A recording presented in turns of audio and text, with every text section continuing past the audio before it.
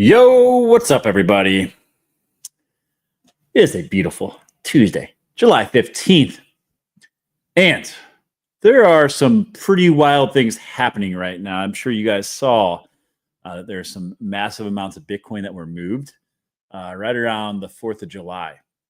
And there are some details emerging that have not gotten a lot of attention. And there's some pretty damning evidence that those came from an abandoned wallet and that there's an entity looking to take ownership of those funds legally. I'm going to delve through the details there, but we're not talking about a small amount, guys. We're talking about 80,000 Bitcoin worth roughly $8.6 billion. There's some messages. I'm going to get through all the details there. That's what we're going to lead off with today.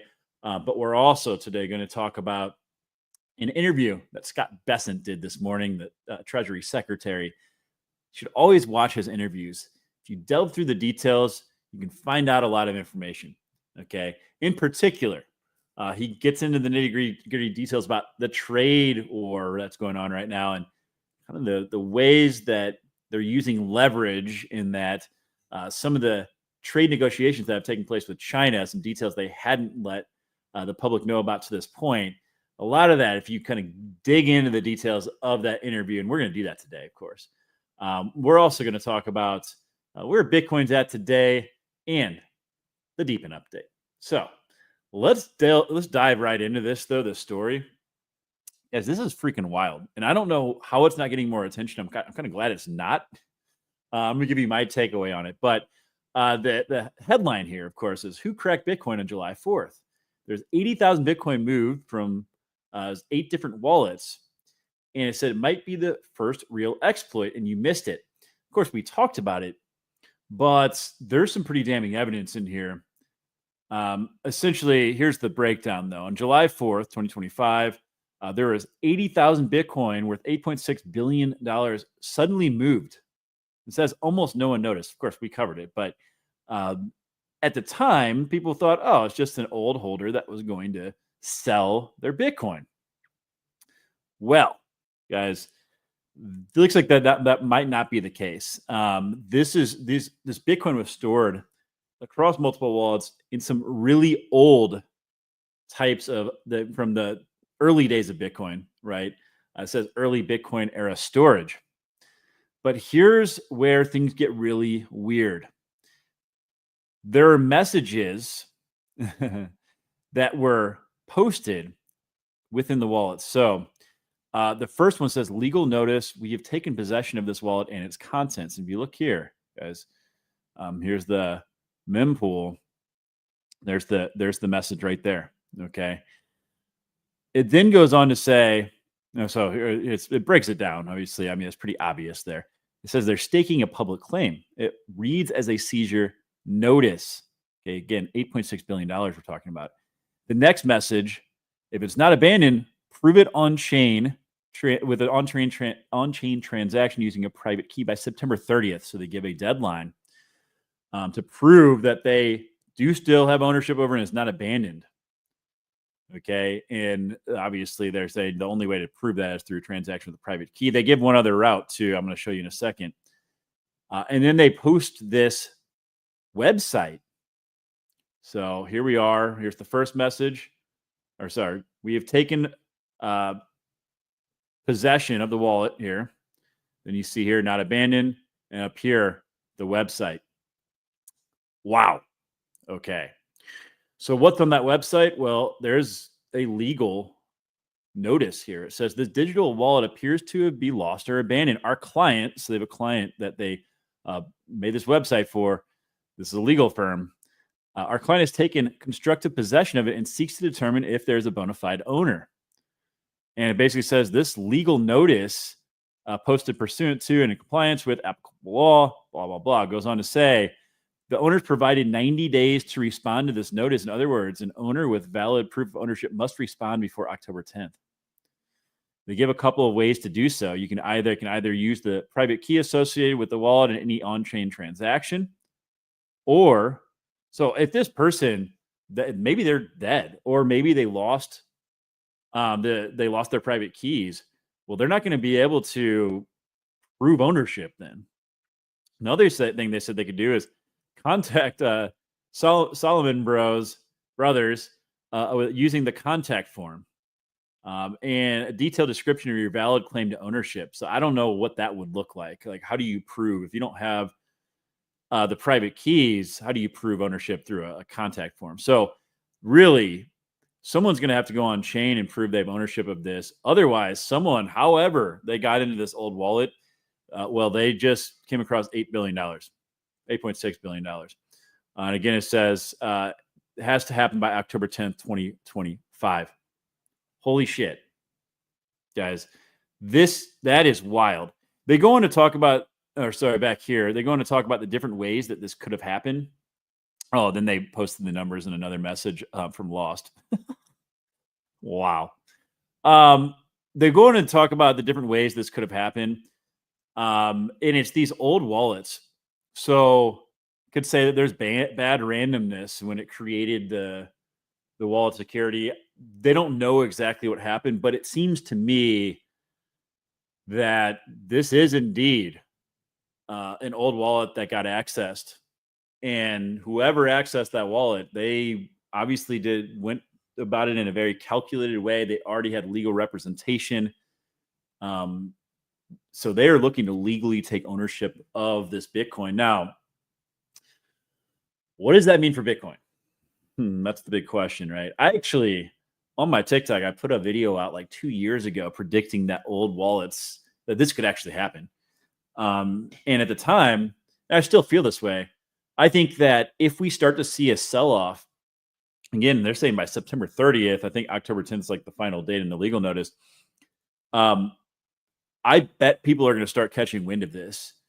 And if we start approaching that day, no one's claimed ownership, I bet people are going to try to front run this, and I wouldn't be surprised to see a sell-off. Because I imagine this will lead to a panic sell.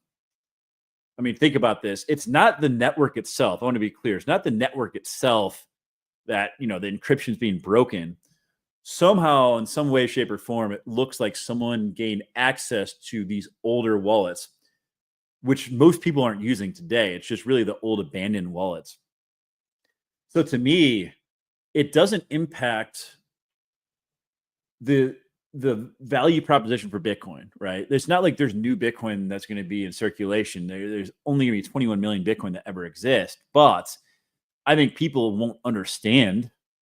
And I think that other people that do understand and realize that other people aren't going to understand, it's going to lead to a sell-off. So I think people are going to try to get ahead of it. For me, though, I would look at it as a buying opportunity, but very carefully, because you have to realize that Satoshi's wallet has just over 1 million Bitcoin in it. Now, if that starts to getting activated, you better believe there's going to be a lot of panic selling. But again, I think once people realize that it's not the Bitcoin network itself, it's these older wallets that are compromised, I would look at it as a buying opportunity, but very cautiously, because I don't know how much of a sell-off there could be. But this is a big deal. And I have not seen a lot of people talking about it, maybe because people don't want to like FUD Bitcoin right now. But like, this is a big deal, guys. These messages, this is a big deal. So yeah, I would imagine, sometime in September, it might not be a bad idea to start taking some profits and get ahead of this a little bit if this does not get resolved. All right. Whew. Let's talk about some AI news, and then we're going to get into Scott Bessent and that interview. There's a lot of really valuable information in there. Decentralized Rob said, I'll give you the skinny real quick. Rob, you know how there was 80,000 Bitcoin moved over right around 4th of July? And last night there was 18,000 of that they moved to look like they were looking to sell it. And I think that's what probably caused the big sell-off. He said someone hacked a wallet. Yeah, so the old wallets, I should say. For anyone joining late here, I'll give you the quick rundown. 80,000 Bitcoin is moved over the 4th of July weekend. And they think that someone accessed the old abandoned wallets. And the reason is the evidence here. is that someone went in, and actually, let me look at the dates that this happened. So the transfer didn't take place until 4th of July, I believe, maybe July 3rd. But on June 30th, someone went in here and had some small transactions and put these notes in there. The first one saying, we have taken possession of this wallet and its content, legal notice. The next one saying, prove it as an on-chain transaction using private key by September 30th. If it's not abandoned, you still have ownership of it. And then they gave this notice to owner, and the website is this legal document, this legal notice about the person's rights and basically needing to prove ownership by a certain date, or otherwise it's abandoned. And that person, whoever accessed that wallet, would have legal rights to it. So this is crazy stuff. I think a lot of people just thought it was an old owner that was moving their Bitcoin. But yeah, man, that's pretty wild. All right, let's move on. I'm sure that people are going to have to start catching wind of that. I don't know how no one's really talking about it.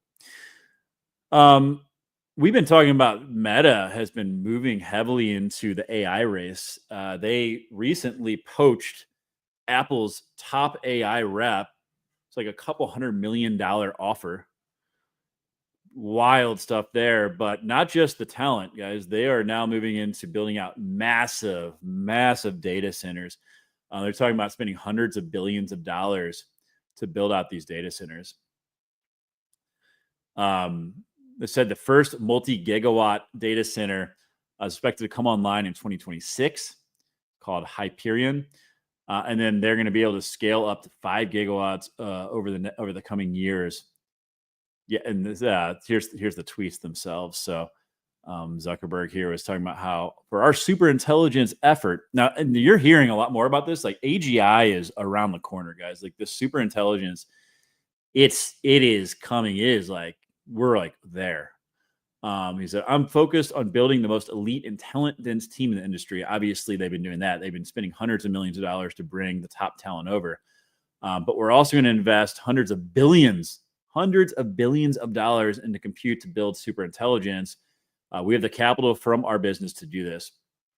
And then they detail what we just talked about there. So shoot, I've been a Facebook holder since, I don't know, last like 13, 14 years. So pretty wild there. All right, let's move on. But yeah, Meta guys, they're going to be a big player. They're going to be a big player. I think people are sleeping on them, but they are making the investment to make it happen. All right, let's get into some additional news here. And I'm going to pull up this interview with Scott Bessent. I went in, I edited it down a bit because they covered a lot of ground. If I can find this tab. What do you say? He said if stream broadcast, man, I need to test this out because my problem is I use StreamYard, and I think streaming. I think I have to use a separate computer to basically pull up the feed and then stream it to Streamer TV because I don't think the audio is going to come through. Is the problem by going through Streamer. So I've got a plan though. It's just a busy day today. I had multiple spaces. But I'll have some time to mess around with it tomorrow. Where is this tab? Here we go. No, that's not it. What the heck? Here we go. This is the interview with Scott Bessent this morning. So we're going to start playing this and we're going to delve through the details. I'm going to pause throughout this and then pull up some documentation so we can kind of make sense of all this. Well, I mean, there's some persistence there. This is when he's asked about the CPI. CPI numbers for June came out today. Jonathan, and look, I do have access to the number the night before, but when I'm coming on TV, I don't look at it, so I don't know what the number is going to be at 8:30, and I wouldn't, I don't know whether it's going to be down, up, or flat, but I wouldn't put too much emphasis on one number. I think it's the trend. And I think one thing that Wall Street, a lot of economists, market in general got wrong early on was that tariffs were going to cause a substantial price level rise, which just hasn't happened. Okay, so let's break this down a little bit. First off, bullshit. He said, I have access to the numbers, but I didn't look at it ahead of this interview. Okay. I don't believe that for a second. Now, where he does have a point is the inflation expectations, because when the tariffs were first announced, a lot of people thought, oh, inflation is going to go absolutely bananas. Well, 6.6% was the original expectations looking a year ahead. Then it plummeted down to 5% this month. So people are starting to lower expectations on inflation. They're starting to lower expectations of what the tariffs are going to do. Again, long run inflation expectations receded for the second straight month, falling back from 4.2% in May to 4% in May. So everyone is starting to lower their expectations of inflation, but it says it's still is not fully abated. Okay, so they said that there's still some expectations that inflation will remain above readings seen throughout the second half of 2024. Okay. And again, I tweeted this last night based on what Polymarket was saying. Polymarket was showing that, hey, inflation was going to come in at 2.6% or above. That was the expectation. And it ultimately came in at 2.7%. So 2.6% or above, up from 2.4% in May. So if you look at this article here from CNBC, this is talking about the inflation report. And they said inflation picks up again in June, rising to 2.7%. Okay. So we go down. Didn't take long for Trump to take to Twitter, I guess Truth Social. I don't know, I'm not on there. But it says consumer prices low, bring down the Fed rate now, all caps. Fed should cut rates by 3 points, which would be absolutely ridiculous. I think the most the Fed has cut rates in one session is by a full point, I'm pretty sure. 3% would be absolutely insanity. And he said low inflation, $1 trillion a year would be saved. Kind of. We have $36 trillion in debt. So if you lower that by 3 points, you can kind of get to that math, but that's not really how it works. But anyway, this is the takeaway, guys. So markets largely took the inflation report in stride. And that's kind of true. It said that stocks closed Tuesday as a key consumer inflation print showed inflation accelerated. Okay. Also cited Nvidia. We're going to talk about that in a minute because that has a lot to do with some insight on what's going on with the trade war and negotiations there. But the S&P fell 0.4%, reversing course throughout the day. Dow Jones was slightly down as well 0.7%, more than slightly, I suppose. And they said the tech-heavy NASDAQ actually climbed. It hit a fresh new record high today. The NASDAQ did. A lot of that was on the heels of Nvidia. They talk about that in this interview. The other thing they said in this article was that Treasury yields were mostly negative. Well, let's take a look at that. 10-year was up. So right after that report came out, guys, like clockwork. Okay, CPI came in higher than expected, higher than last month. 10-year went up. Guess what else went up? The 30-year went up. Exact same timing. Okay, and it makes sense. If inflation's coming in higher than expected, well, now Jerome Powell, it's going to be a lot harder for him to cut rates. So the bond markets spoke. Should not be a surprise to anyone. Other thing I want to call it, which is pretty crazy, this is the University of Michigan data. The difference in opinion on the markets right now, when you look at consumer sentiment, economic conditions, University of Michigan started parsing this out between the political parties. We've never seen this big of a difference. This right here is the Republican side, and the left is Democrat, middle is independent. Republicans are incredibly bullish and optimistic about all things in the economy right now. Democrats are incredibly pessimistic. So it makes you wonder, I mean, is that how people are viewing Trump? Is that because of how the news is being broadcasted and how things are being covered by the media? Probably a host of reasons, but look at that gap. That is crazy. Absolutely crazy. All right, let's go back to this because there's a lot of other important things that they talk about in this interview. Again, I cut this down. This was like a much longer interview, but I cut the main things. The NEC director, Kevin Hassett, I'm not sure what you'd call him, but he was asked over the weekend, can the Fed chair be fired? He said that's a thing that's being looked into. How should we understand those comments? I think, as President Trump said, he's not looking to fire Chair Powell. And as I've said, I'm not going to comment on future policy or future mistakes the Fed will make. I'll only comment on past mistakes. And look, they've had some big forecasting errors, and this may be one now. Is there? Okay, so all these accounts on X that are like, oh, Jerome Powell is going to get fired, Jerome Powell stepping down. Guys, Jerome Powell has said time and time again, when asked directly, he's not stepping down. Okay. And I would be absolutely shocked if I don't even know that Trump can fire him. Okay.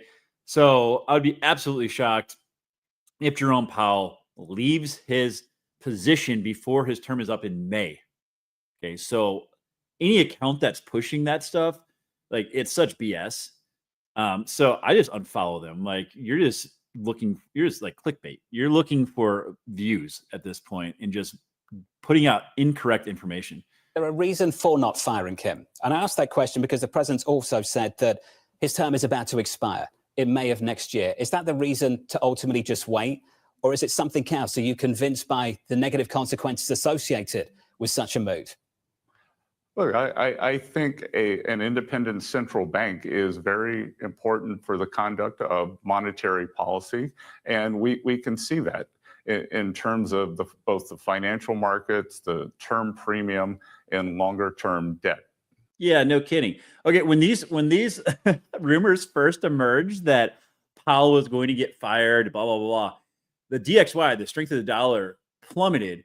And all of our long-term bond rates went through the roof because people were like, yeah, they're just going to lower rates and destroy the value of the dollar. So yes, it's very important to have the Fed separate from the president. Okay. Now you can make arguments that Jerome Powell's had political leaning, whatever. I think overall Jerome Powell's done a pretty good job. He's had a really tough situation. He walked in, he had COVID to deal with. Now he has like the tariffs that every day change. That's very difficult to deal with. So yeah, I mean, I think Scott Bessent is like, yeah, well, the bond markets told us that if Jerome Powell got pushed out and we put someone in there ahead of when his term is up, it would not be looked at very positively as far as the power of the dollar and the strength of the dollar. You said previously the interview process would begin later on in the fall. There's been plenty of speculation as to whether that process would be brought forward. Mr. Secretary, do you still, as far as you understand, believe that's when the interview process to replace the Fed chair will begin in the fall, or has a formal process already started? Well, look, there's a formal process that's already starting. There are a lot of great candidates, and we'll see how rapidly it progresses. It's President Trump's decision, and it will move at his speed. Okay. And this is the other reports people keep pushing. Oh, they're vetting people to take over Powell's job.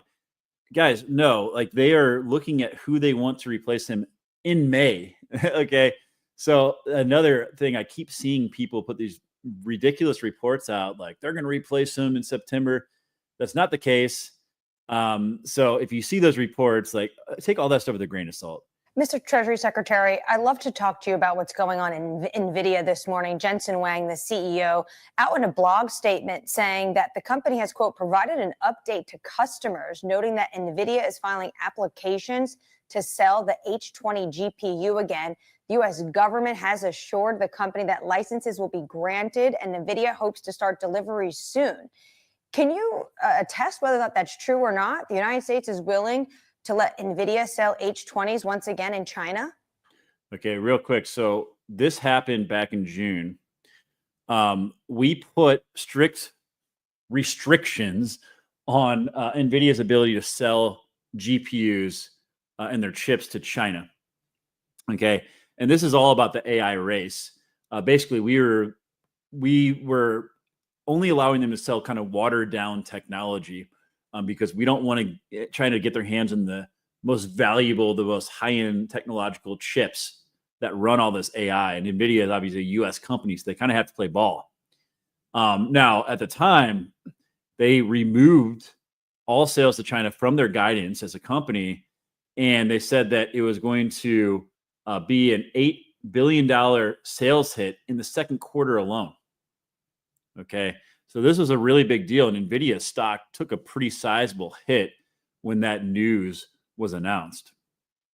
But now it looks like, according to this question, she said, "Oh, so you guys are changing course on this," and Bessent speaks as to why. And I think this is a really good insight into what's going on with these trade negotiations. Well, again, Anne-Marie, I think that'd be a judgment that the Chinese indigenous manufacturers, namely Huawei and some others, already have an equivalent chip. So, if there's an equivalent chip, then the NVIDIA H20 could be sold, because I can tell you the one thing that we do not want is a digital Belt and Road springing up around the world, because other countries or China are substituting for our American chip manufacturers. This is the same chip, though, that the Trump administration blocked with export controls in April. So why the change in policy now? Anne-Marie, you might say that that was a negotiating chip that we used in Geneva and in London. So this was part of the trade talks when it comes to Washington and Beijing? Yes. Was it a quid pro quo then? As you said, it wasn't, but was it potentially to make sure that you can get the licenses when it comes to rare earths? Yeah, I think it was all part of a mosaic. They had things we wanted, we had things they wanted, and we're in a very good place. I expect to meet my Chinese counterpart, the vice premier, in the next few weeks. So when and where will that meeting take place? We're still working on that. The Chinese leadership has a big conclave at the beginning of August, so we're trying to work out whether that could be in a third country before or after that conclave. Boom. Okay. So there's some stuff to unpack there. For one, China now has chips through their own manufacturers that rival these specific chips from NVIDIA. So they're like, okay, well, we don't want to start preventing, or keep China from buying these chips, and then they're going to ramp up production, and then that's going to be an issue on the global scale and make them stronger. But they also said, okay, this is part of the tariff negotiations. In particular, the rare earth minerals are a big deal. So it sounds to me like China was like, hey, if you want to have access to the rare earth minerals, you better give us access to these NVIDIA chips. Okay. So that absolutely seems like that is what's taking place there. Now, NVIDIA's stock, again, because today we were talking about how it's propped up the market. Well, yeah, look, up 5.9%. Guys, to put that in perspective, by the way, if we look at the most valuable companies here, a move that big in a company like this, it's a $4.162 trillion company. Okay. So to have a 5.9% move is absolutely insane. By the way, they were the first company the other day to hit $4 trillion market cap. But yeah, absolutely insane to see a move like that. So anyone that bought the dip on NVIDIA back when the first tariff scare happened, kudos to you. I did. And it's been pretty good, I must say. But yeah, that is why NVIDIA moved. That is why really the stock market didn't get hit harder today, is based on that news. Okay, they go on to talk more here, though, and then we'll move on. But again, I think this is really important insight. Decentralized Rob said, you've never seen Bessent on TV, radio. Guy, yeah, his voice doesn't match his face. I'll give you that, brother. That's funny. All right, let's get back over here. So talking about the tariffs that the letters we just sent out to Europe, and ramping up tariff to 30%. So she asked about this.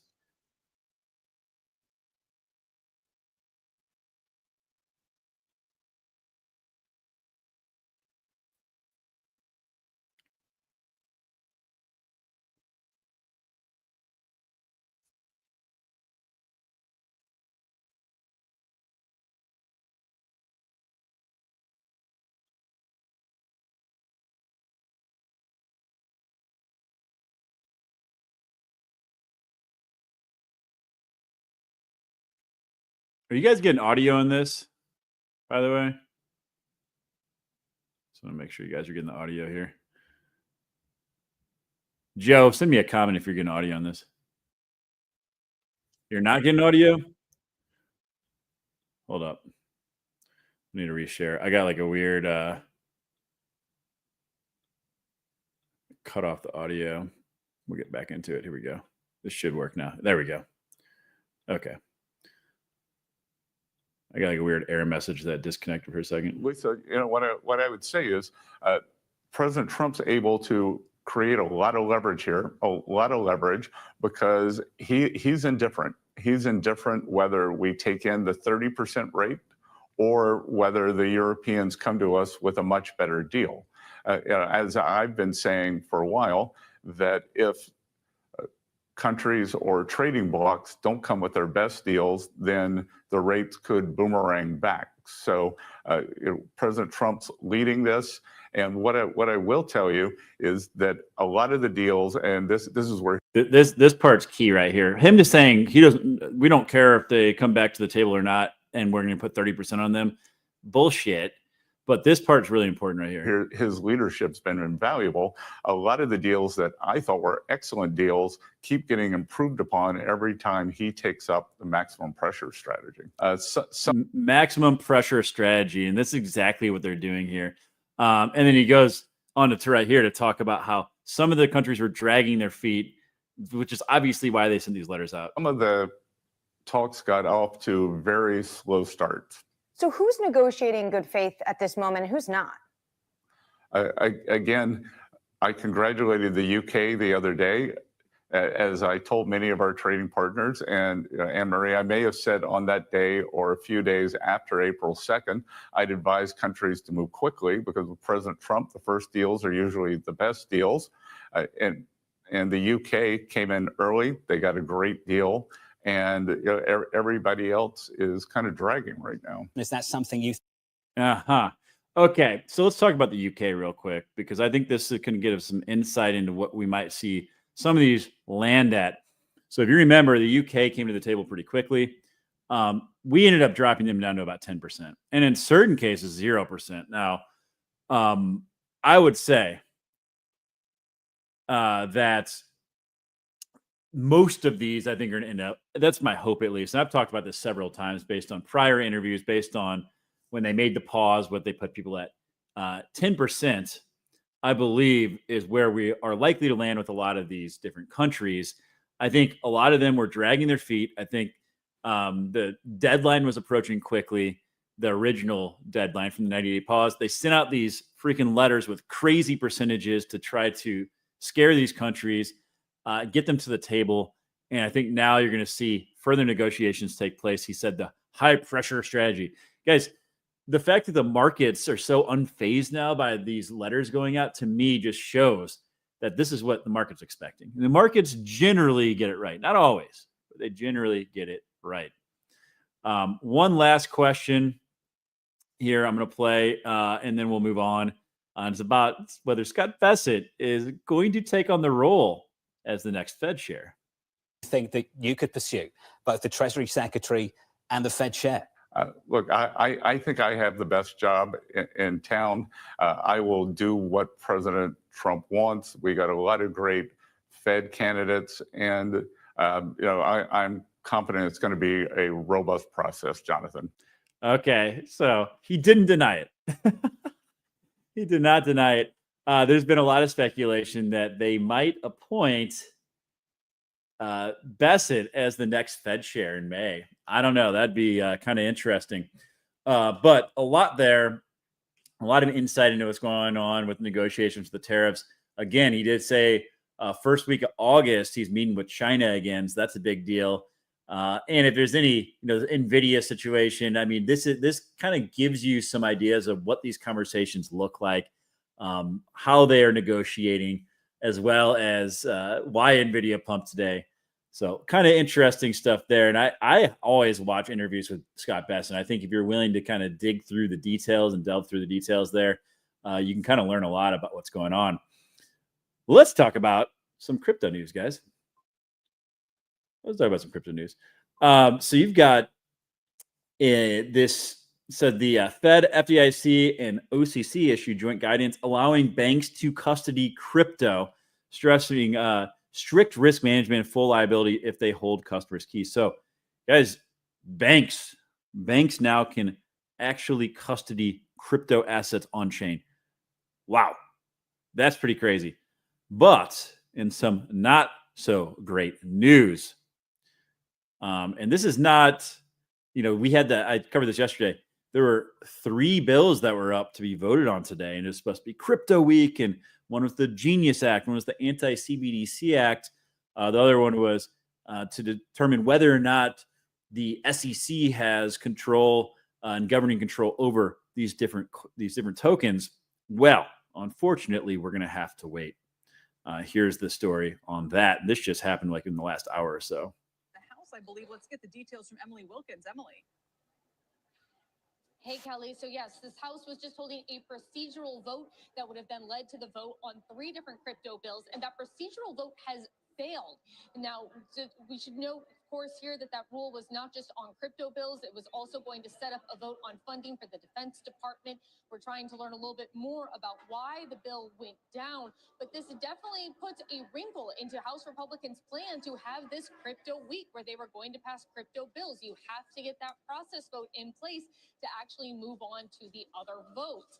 One of the members who did vote against the process, Congresswoman Marjorie Taylor Greene, actually tweeted a bit this morning, voicing some of her concerns with the bill in relation to a central bank digital currency. She was concerned that the bills did not do enough to prevent that from being created by the U.S. government, saying that more oversight was needed. Of course, we'll be speaking with more of these lawmakers who voted against the bill to better understand their concerns, how many of them had to do with crypto versus defense. But again, this is a huge wrinkle. There were a lot of folks, crypto industry lawmakers, who were expecting these bills to get done this week. It now looks like Republican leaders might need to go back to the drawing board to figure out how to get this done. Yikes. Oh, man, you see that circle is down a lot, of course. So this is all about the Genius Act's the big one. Everyone expected that to get passed, but they didn't even get up to go for a vote at all. So it sounds like there's the procedural vote that needed to happen first for them to even go and vote on these bills. The defense budget got held up in there as well. That sucks, but it doesn't, like, the bills didn't get killed or anything like that. But they've got to figure out how to get them to the table to get a vote at all. So, wow, that's pretty crazy. That was unexpected, I have to say, because I think a lot of people expected the Genius bill would probably get passed today and even get to Trump's desk today. And of course, that's going to be really important, guys. Like, for one, it'll bring trillions of dollars into crypto, but the other is that these stablecoin issues are going to be a big buyer of our debt and really treasury bills, short-term treasuries. And we need that right now. So they've got to figure out a way to get this done. The anti-CBDC thing obviously is really important as well. But, hey, Julie and I talk about this. These stablecoins almost are pseudo CBDCs in a way, unfortunately. But pretty wild stuff there for that to get shot down. So throws a little bit water on our crypto week, unfortunately. But you know what? Things aren't so bad. Bitcoin's at 117,421. Crazy stuff. Even with all the old Bitcoin getting moved. Julie, you got to watch the recording, or maybe you already covered this on your show, but those old wallets and the messages in some of those transactions, it looks like those old wallets were compromised with the 80,000 Bitcoin. So that is pretty wild. Let's look at Bitcoin dominance, though. And I think this is really important. If we want to see alt season, this is what you got to keep an eye on.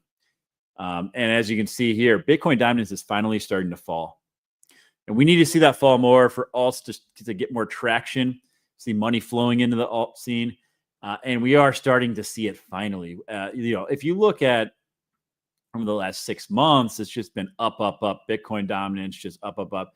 We've seen a couple drops, but like mostly Bitcoin just gaining ground. We're starting to see that reverse a bit. Will we see alt season? That's the big question that everyone wants to know. Well, we are starting to see some traction. That's a good thing. Obviously, looking at the fear and greed index, we cover this all the time, but it's really, really important because I think now more than ever, with all the threats to the markets, you really need to protect yourself when the market is overheated, when there's a lot of greed in the market. So anytime getting above 80, especially in a 90, normally a sign that things are getting overheated. Might not be a bad idea to de-risk a bit. Potentially, you got to make that decision for yourself. Obviously, I can't give you financial advice, but that is how I am going about it. Let's talk about some alts. The crypto bubbles. The DePIN side of things. These are looking kind of nice. We got some nice moves here. Flux has been making moves. We got some of the GPU aggregators making some moves. Let's see what the hourly looks like. Very nice. Very nice. Weekly, obviously, we've seen some big movers. Helium up 31% on the week. Guys, I talked about this yesterday, but helium could, by the end of the year, be net deflationary on emissions. That would be awesome. I mean, it'd be pretty wild. Arweave, one of my favorite projects. Talk about them all the time. Pumping. Big moves there. Big moves. Even Demo. We're going to talk about why Demo moved, though. I have an idea why. Let's go to this report, though. Actually, you know what? One thing I want to show you again. So I always like to look at this. Look at the breakdown. Okay, between the top, 0 to 100, and downward in each sector. I think this is a good indication to see where we are as far as a potential alt season, because the 1 to 100 is where you see generally the big moves start. You see Bitcoin moves up, then you see the large caps move, and then you start to see the smaller caps move. We're starting to see some big movement in the lower caps. Okay, that's a very interesting development, and one that would show that, hey, alts are starting to get some serious love here. Even on the daily, we're starting to see some bigger moves in the smaller caps, and that's not something we've seen in a while. Okay, so I'm watching this every day to kind of gauge where we're at as far as alt season and whether or not it's coming. All right. This report came out today talking about Solana DePIN. I think Solana has been gaining a ton of ground. They highlight a number of projects in here, many that we talk about pretty regularly. So Helium, XNet, IONET, HiveMapper. I don't normally talk about Natix too much, but a lot of these projects have been gaining ground, have been doing a lot of building. And it talks about that's not what I want to talk about. Here we go.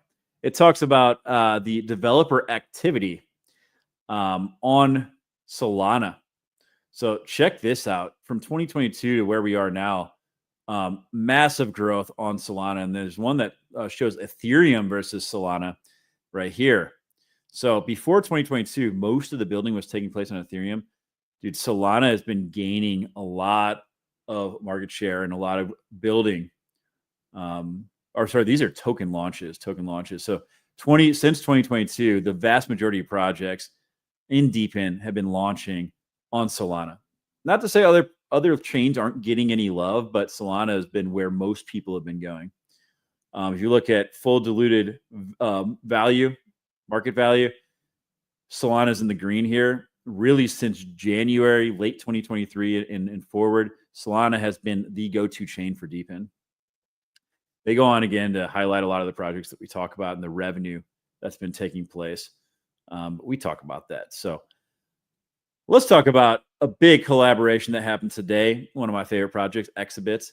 Exhibits is partnering with every single GPU aggregator in DePIN, guys. And Nosana was one that I was like, when's that going to happen? Well, it has officially happened. So Xbits, again, is building out these data centers. Actually, let's take a look at their website real quick so I can show you. They're building out these very large data centers. Oh, there's more now in the US. Wow. So here's the deal. They're the only project right now in DePIN that's building out, hundreds to thousands of high-end NVIDIA GPUs. And it's not just getting the GPUs. Okay. They've got experts that go in, can get into these data centers. And that's as important as anything, is the data centers that have the power capacity for these AI data centers, because the power is a big deal. Most of them don't have enough power to be able to run the data center. They have to have cooling systems in there. This team is building out these really high-end data centers everywhere that are capable of training, going head-to-head with a lot of the larger entities like your AWSs, your Google Clouds, etc. But it's not just the US, guys. They're doing it in Europe too. Another one popped up here. They've also got some coverage in Asia. So this is a really important differentiator too. If you go through like an AWS, you're accessing, depending on where you are in the world, in many cases, you're accessing like a data center in Texas. Well, they've got data centers all over the world. Okay, so depending on where you are geographically, you can pull from a data center that's closer to you. But if we look at who they're partnering with, as I mentioned, every major player in the DePIN space. So now add Asana to the list. You've got Render Network, you've got a Cache Network, you got IONET, Aether, all of them. Okay. And they have to, because this is the only place they can get that type of compute. So Xbits is having their token launch, supposed to be in Q3. I need to see if they have an exact date on that, but Xbits can be a monster, and excited to see them collaborate now with Nosana. Okay, I talked about how Demo pumped over the weekend. Well, I think this is why, guys. They officially moved over to Base, and they launched on a DEX. And I think that someone had to buy a bunch of tokens to create a liquidity pool. And I think that's what happened, because over the weekend we saw this big pump up to like over 8 cents out of nowhere. I was up in Wisconsin, like checking my phone. I was like, whoa, what happened? Well, I think that's what happened. But it does seem like maybe we have established a new floor. It had gotten pretty low. Obviously, there's a lot of news around Demo right now. I'm going to put out a separate video on my thoughts there, but I don't think Demo is a dead project at all. I think they're changing a lot of things. People aren't going to be super excited about it, especially if you're a participant. But I think as far as the token goes, it could be a good thing for the token. In other news, 375 AI referenced this NVIDIA report that came out. So, of course, 375 AI is doing edge processing, edge computing. Well, here's the report that came out from NVIDIA talking about how what is edge compute? Well, they're saying recent strides in the efficacy of AI, the adoption of IoT devices, and power of edge computing have come together to unlock the power of edge AI. Could be, they mentioned, driving cars down the freeway. So today, almost all business has job functions that can benefit from the adoption of edge AI. In fact, edge applications are driving the next wave of AI computing. Well, that's exactly what 375 AI is doing. So they have an exclusive partnership with Outfront Media, who has 50,000 billboards across the country. They're setting up 6 cameras on these billboards, and they've got NVIDIA chips at the edge so they can process all the data in real time at the edge using NVIDIA's AI chips. It's incredibly valuable data. They have also not yet launched their token, but they will be soon. So that's another one to absolutely keep your eyes on. And guys, I had my earlier today Hive Mapper AMA with Ariel. So if you haven't given that a listen, check that out. We covered a lot of ground there.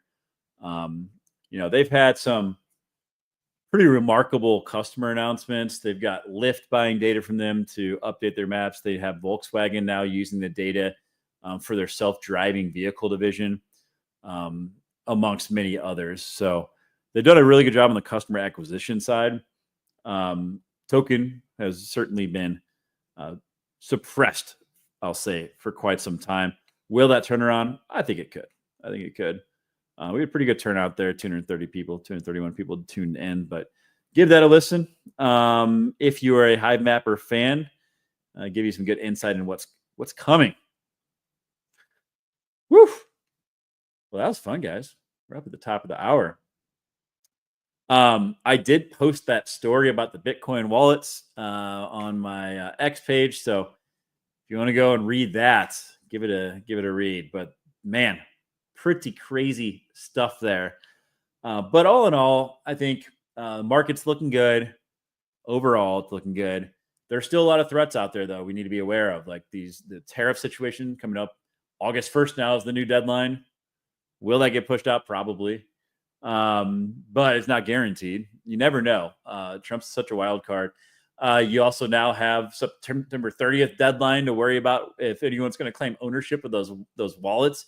Is that going to lead to someone selling $8.6 billion of the Bitcoin? Maybe. That wouldn't be good for markets. So another thing to keep your eye on, Japan carry trade. Before I sign off here, I need to bring that up. Golly, that's not good. Look at this. That's something, another threat. There's just threats everywhere right now, guys, but we need to be aware of them. Japan 30-year Treasury continues to climb. And that is ugly. That, again, could cause the Japan carry trade to unwind. We saw that last August. That crashed markets. So that's another threat out there. It's a lot of things, guys, that could spoil the fun for a little bit that we need to be aware of. But all in all, still a lot of reasons to be excited with where things are right now. All right. That's all I got for you this evening. I'll be back at the normal time tomorrow. Appreciate you all. I'm planning on having Nate Harper on from Deep Network on tomorrow on the live stream. I've also got a couple spaces I'm joining. So if you can join, we'll be talking about the Deep Network, what they're doing with the NFTs, etc. So that'll be an exciting conversation.